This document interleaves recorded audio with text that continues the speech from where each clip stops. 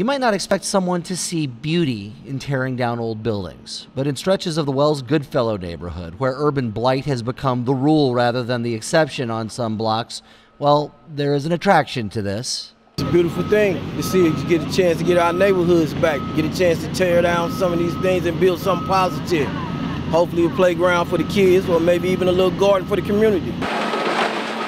The other thing unusual about this scene on Bird Avenue is these two, a pair of billionaires lending time and money to the project. Bill Pulte, in the jacket, ran a similar project in his hometown of Detroit. Jack Dorsey, founder of Twitter, wants it to work here.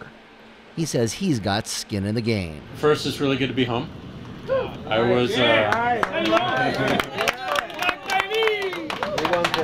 I was born in the city of St. Louis. I was raised in the city of St. Louis. My parents still live in the city of St. Louis. My brothers still live in the city of St. Louis. My entire extended family still lives in the city of St. Louis. And I've always looked for opportunities to give back to the city that gave so much to me and formed so much of my life.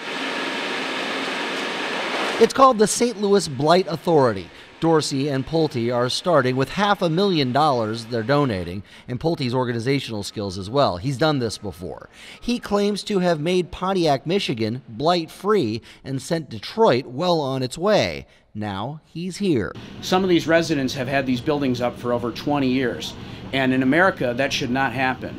And so by working with the private sector, this private-public partnership, we're knocking down these buildings that need to come down. Nobody should have to be next to these abandoned buildings. This problem can be solved. This problem can be solved in less than 15 years, and I would say even less, but I don't want to get anybody in trouble.